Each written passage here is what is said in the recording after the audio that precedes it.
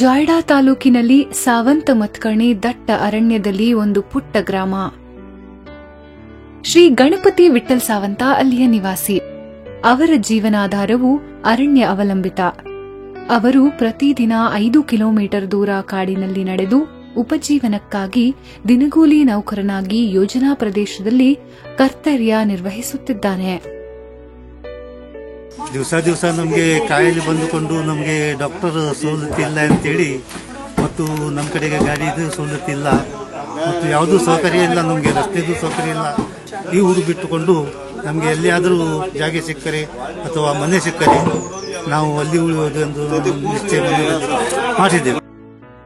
ನಮ್ಮ ಈ ಅಣಶಿ ವಲಯದಲ್ಲಿ ಸುಮಾರು ಒಂದು 54 ಕುಟುಂಬ ರಿಲೊಕೇಶನ್ ಆಗಿ ಹೊರಗಡೆ ಹೋಗಿದ್ದಾರೆ. ಹೋಗೋಕ್ಕಿಂತ ಮೊದಲು ನಾನು ಇಲ್ಲಿ ಆ ಊರಿಗೆ ಹೋಗಬೇಕು ಅಂತ ಹೇಳಿದ್ರೆ ಸುಮಾರು ಒಂದು 10 ಕಿಲೋಮೀಟರ್ ಆ ಊರಿಗೆ ಹೋಗ್ಬೇಕಿತ್ತು, ನಡ್ಕೊಂಡು 10 ಕಿಲೋಮೀಟರ್ 15 ಕಿಲೋಮೀಟರ್.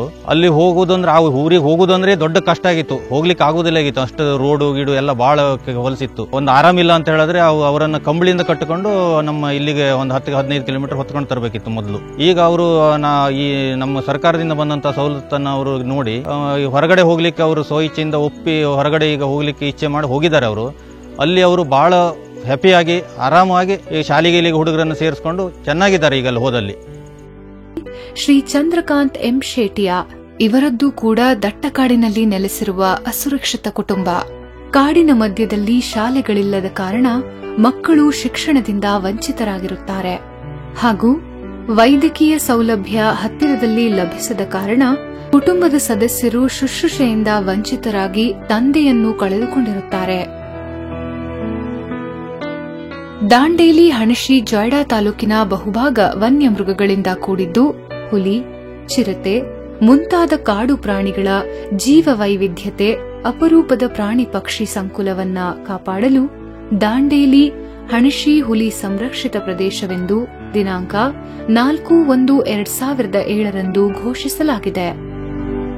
ದಾಂಡೇಲಿ ಹಣಶಿ ಹುಲಿ ಸಂರಕ್ಷಿತ ಪ್ರದೇಶ ಒಂದು ವಿಶಾಲವಾದ ದಟ್ಟವಾದ ಕಾಡಿಂದ ಕೂಡಿದ್ದು, ಈ ಕಾಡಿನಲ್ಲಿ ಸುಮಾರು 3910 ಕುಟುಂಬಗಳು, 216 ಮಜರೆಗಳು ಬಹಳ ಕಾಲದಿಂದ ವಾಸ ಮಾಡ್ತಾ ಇದ್ದಾವೆ.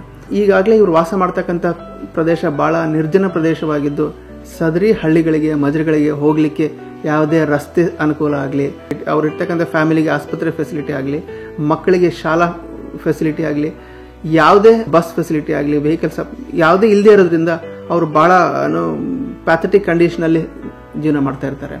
ಅದ್ರ ಜೊತೆಗೆ ಅವರು ವಾಸ ಮಾಡ್ತಕ್ಕಂಥ ಜಾಗದಿಂದ ಸುತ್ತಮುತ್ತಲೇ ಸಾಕಷ್ಟು ಕಾಡು ಪ್ರಾಣಿಗಳು ಸಹ ಇರೋದ್ರಿಂದ ಅವ್ರ ಲೈಫ್ ಸ್ಟೈಲು ಬಹಳ ಕಷ್ಟವಾಗಿರುತ್ತೆ. ಮಾನವ ಪ್ರಾಣಿ ಸಂಘರ್ಷನೂ ಜಾಸ್ತಿ ಇರುತ್ತೆ.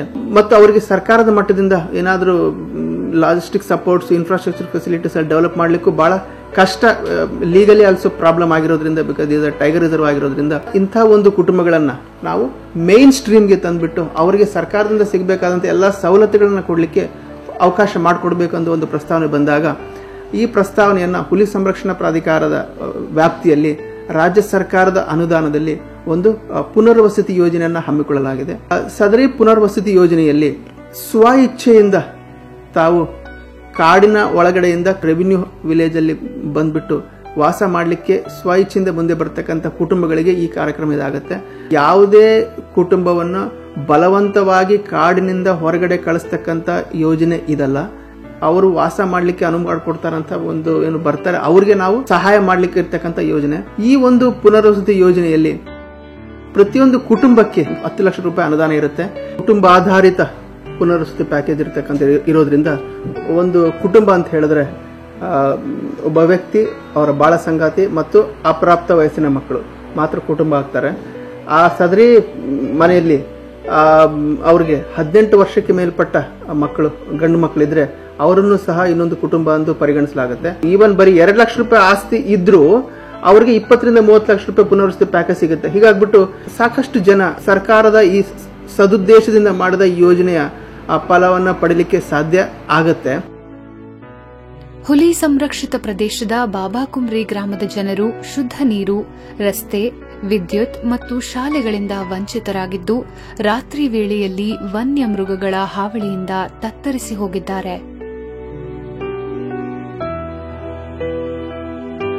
ದಾಂಡೇಲಿ ಹಣಶಿ ಹುಲಿ ಸಂರಕ್ಷಿತ ಪ್ರದೇಶದ ಪುನರ್ವಸತಿ ಯೋಜನೆಯ ಪ್ರಯೋಜನವನ್ನು ಪಡೆದ ಗಂಗೋಡ ಗ್ರಾಮದ ಫಲಾನುಭವಿ ಶ್ರೀ ರಾಮಚಂದ್ರ ಭಾಗವತ ಇವರ ಕುಟುಂಬವು ಯಲ್ಲಾಪುರ ತಾಲೂಕಿನ ತೂಗದ ಬಯಲ್ ಗ್ರಾಮದ ಪ್ರಸ್ತುತ ನಿವಾಸಿಯಾಗಿರುತ್ತಾರೆ. ಈ ಮಾನವ ಜೀವನಕ್ಕೆ ಏನು ವ್ಯವಸ್ಥೆ ಬೇಕೋ ಆ ವ್ಯವಸ್ಥೆನೇ ಅಲ್ಲಿ ಸರಿಯಾಗಿ ಸಿಗದೇ ಇರೋದ್ರಿಂದ ಮಳೆಗಾಲದಲ್ಲಂತೂ 4-5 ತಿಂಗಳಂತೂ ಸಿಕ್ಕಾಪಟ್ಟೆ ಕಷ್ಟ ಆಗ್ತಿತ್ತು. ಒಂದು ರೋಡ್ ಇಲ್ಲ, ಕರೆಂಟ್ ಇಲ್ಲ ಆಗಿತ್ತು. ಕಡೆಗೆ ಯಾವುದೇ ಒಂದು ವಾಹನಗೇನೆ ಏನೂ ಬರ್ತಿರ್ಲಿಲ್ಲ ಆಗಿತ್ತು. ಮಳೆಗಾಲದಲ್ಲಿ ಯಾರಿಗಾರ ಒಬ್ರಿಗೆ ಹುಷಾರಿಲ್ಲ ಆದರೂ ತುಂಬ ಕಷ್ಟ ಆಗ್ತಿತ್ತು. ಅದು ತೊಗೊಂಡೋಗೋದು ಇದ್ರೆ ಕಂಬಳಿಯಲ್ಲಿ ಹೊತ್ಕೊಂಡೋಗಿ ತೊಗೊಂಡೋಗ್ಬೇಕಾಗಿತ್ತು. ಆ ಮಾಹಿತಿ ಪ್ರಕಾರ ನಾವು ಇಲ್ಲಿ ಬಂದ್ವಿ. ಆಮೇಲೆ ಇಲ್ಲೊಂದು ಜಮೀನು ಹಿಡಿದ್ವಿ. ಅಲ್ಲಿ 2.5 ಎಕರೆ ಇತ್ತು, ಇಲ್ಲಿ 3 ಎಕರೆ ಹಿಡಿದ್ವಿ. ಇಲ್ಲಿ ಸಂಪರ್ಕ ವ್ಯವಸ್ಥೆ ಇದು ಎಲ್ಲದೂ ಚೆನ್ನಾಗಿದೆ. ಒಂದು 3 ಕಿಲೋಮೀಟರ್ ಆಗುತ್ತೆ ಮೇನ್ ರೋಡಿಂದ. ಇಲ್ಲಿ ಶಾಲೆ ಇದೆ, ಕಾಲೇಜ್ ಇದೆ, ಹೈಸ್ಕೂಲ್ ಇದೆ, ಎಲ್ಲದೂ ಇದೆ. ಆಸ್ಪತ್ರೆ ಇದೆ, ಮೇನಾಗಿ ಆಸ್ಪತ್ರೆ ಇದೆ. ಮಳೆಗಾಲದಲ್ಲಿ ಏನೂ ಅಷ್ಟೊಂದೇನು ತೊಂದರೆ ಇಲ್ಲ. ಎಲ್ಲೋದ್ರೂ ಹಳ್ಳಿನೇ, ಆದರೂ ಅಷ್ಟೇನು ತೊಂದರೆ ಇಲ್ಲ. ಅಲ್ಲಿಗೆ ಹೋಲಿಸಿದ್ರೆ ಇಲ್ಲಿ 100 ಪಟ್ಟು ಒಳ್ಳೆಯದೇ ಇದೆ.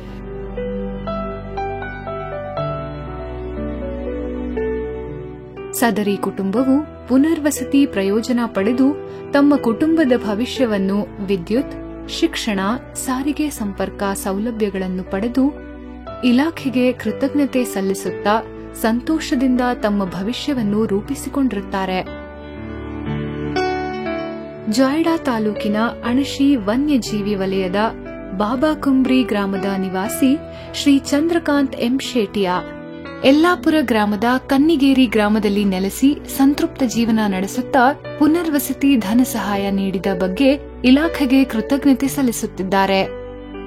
ಶ್ರೀ ಚಂದ್ರಕಾಂತ್ ಇವರ ಹೆಂಡತಿ ಮತ್ತು ಮಕ್ಕಳು ಕೂಡ ಸರ್ಕಾರದ ಪುನರ್ವಸತಿ ಯೋಜನೆಯ ಲಾಭದಿಂದ ಸ್ಥಳಾಂತರಗೊಂಡು ಸ್ಮರಿಸುತ್ತಾ ಸುಖಜೀವನ ನಡೆಸುತ್ತಿರುವ 4 ಸ್ಥಳಾಂತರಗೊಂಡ ಕುಟುಂಬಗಳಲ್ಲಿ ಒಂದು. ಅಲ್ಲಿಂದ 10 ಕಿಲೋಮೀಟರ್ ಆಗ್ತಿತ್ತು. ಉಳುವಿಂದ 10 ಕಿಲೋಮೀಟರ್. ಆಮೇಲೆ ಜಗಳಿ, ಮಳೆಗಾಲದ ಜಗಳಿ ಬಹಳ. ಮತ್ತೆ ಏನಾರ ಸಿಗಬೇಕಾದ್ರೆ ಮಳೆಗಾಲದಲ್ಲಿ ಗಾಡಿ ಬಿಡಿ ಏನು ಹೋಗೋದಿಲ್ಲ. ಕಂಬಳಿ ಕಟ್ಕೊಂಡು ತೊಂಡೆ ಕಟ್ಕೊಂಡು ಹೊತ್ಕೊಂಡು ಹೋಗೋದು, ಮೇಲಿಂದ ತಾಡ್ಪಲ್ ಹಾಕೋದು. ಇಲ್ಲಿ 4 ಎಕರೆ 23 ಗುಂಟೆ ಜಾಗ ತಗೊಂಡೆ. ಅಲ್ಲಿ 2 ಎಕರೆ ಮಂಜೂರಿ ಇದ್ದಿತ್ತು, ಬಾಕಿ ಅತಿಕ್ರಮಣ. ಹೌದು, ಹೌದು, ಭೂಮಿನೂ ಜಾಸ್ತಿ ಆಯ್ತು.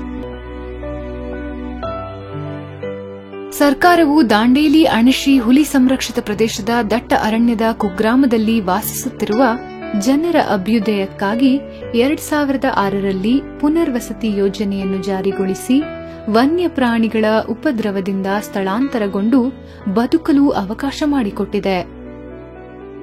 ಈ ಯೋಜನೆಯಿಂದ ಸಾಕಷ್ಟು ಕುಟುಂಬಗಳು ಸ್ಥಳಾಂತರಗೊಂಡಿವೆ ಹಾಗೂ ಇನ್ನಷ್ಟು ಕುಟುಂಬಗಳು ಸ್ಥಳಾಂತರಕ್ಕೆ ಪ್ರಯತ್ನಿಸುತ್ತಿವೆ.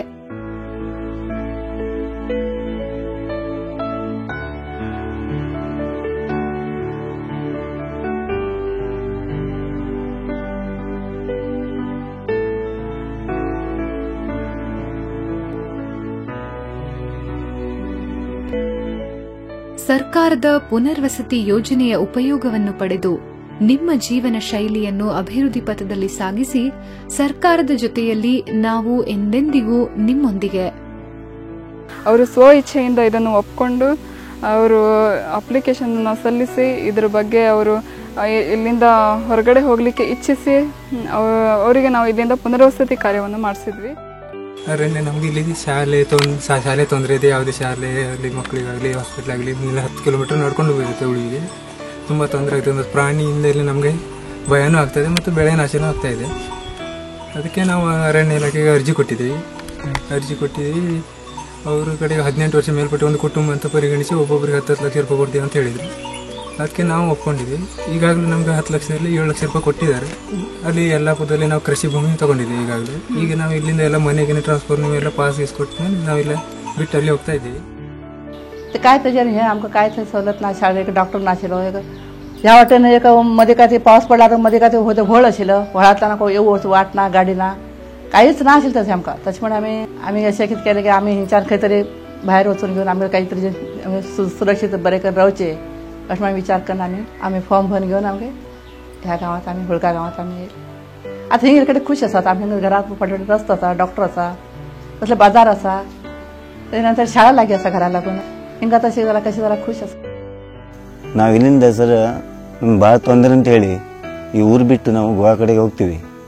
ಯಾಕಂದರೆ ಇಲ್ಲಿ ಹುಡುಗರ ಶಾಲೆ ಸಂಬಂಧ ಮತ್ತು ನಮಗೂ ಇಲ್ಲಿ ಭಾಳ ತೊಂದರೆ. ಏನು ಮಾಡಿದರೆ ಒಂದು ಗದ್ದೆ ಬೇರೆ ಏನಿಲ್ಲ, ಸವಲತ್ತಿಲ್ಲ.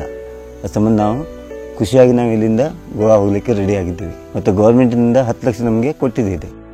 ಸರ್ ಮತ್ತು ಮಕ್ಕಳಿಗಾಗಲಿ ಶಾಲೆಗಾಗಲಿ ಅದಕ್ಕೂ ಸೌಕರ್ಯ ಇಲ್ಲಾಗಿತ್ತು. ಅದಕ್ಕೆ ಹೊರಗನೆ ಇರ್ತಿದ್ರು. ಮಳೆ ಬಿದ್ದರೆ ಹಳ್ಳ ತುಂಬಿ ನಮ್ಗೆ ಅಡ್ಡಾಡಕ್ಕೆ ತ್ರಾಸ ಭಾಳ ಇದೆ. ಅದರ ಸಂಬಂಧ ನಾವು ಹೋಗ್ಬೇಕಂತ ವಿಚಾರ ಮಾಡಿ ಇನ್ನು ಕರೀದೆ ಯಲ್ಲಾಪುರ ಮಾಡಿದ್ರು ಅರ್ಬೈಲ್ ಯಲ್ಲಾಪುರ ತಾಲೂಕು ಅರ್ಬೈಲ್ ಇದಕ್ಕೆ ತಗೊಂಡಿದ್ದೀವಿ ಗ್ರಾಮಕ್ಕೆ. ಮಾನವ ಮತ್ತು ಪ್ರಾಣಿಗಳಿಗೆ ವಿನ್ ವಿನ್ ಸಿಚುವೇಶನ್ ಆಗಿರ್ತಕ್ಕಂಥ ಒಂದು ಯೋಜನೆ ಆಗಿದ್ದು ಪುನರ್ವಸತಿ ಹೊಂದಿದ ಕುಟುಂಬಗಳು ಸಮಾಜದ ಮುಖ್ಯ ವಾಹಿನಿಯಲ್ಲಿ ಬಂದು ಜೀವನ ಮಾಡ್ಲಿಕ್ಕಾಗತ್ತೆ. ಹಾಗೇನೆ ನಿರ್ಜನ ಪ್ರದೇಶದಲ್ಲಿ ವನ್ಯ ಪ್ರಾಣಿಗಳು ಸಹ ಮಾನವ ಪ್ರಾಣಿ ಸಂಘರ್ಷ ಇಲ್ಲದೆ ಜೀವನ ಮಾಡ್ಲಿಕ್ಕಾಗತ್ತೆ. ಹೀಗಾಗ್ಬಿಟ್ಟು ಇದು ಮಾನವ ಮತ್ತು ಪ್ರಾಣಿ ಇಬ್ಬರಿಗೂ ಪೂರಕವಾದ ಒಂದು ಯೋಜನೆ ಆಗಿದ್ದು ಈ ಯೋಜನೆಯ ಸದುದ್ದೇಶದಿಂದ ಕೂಡಿದ್ದು ಈ ಯೋಜನೆಯ ಫಲವನ್ನ ಇದರ ಸಂಪೂರ್ಣ ಮಾಹಿತಿಯನ್ನು ಸಾರ್ವಜನಿಕರು ಪಡಿಬೇಕು.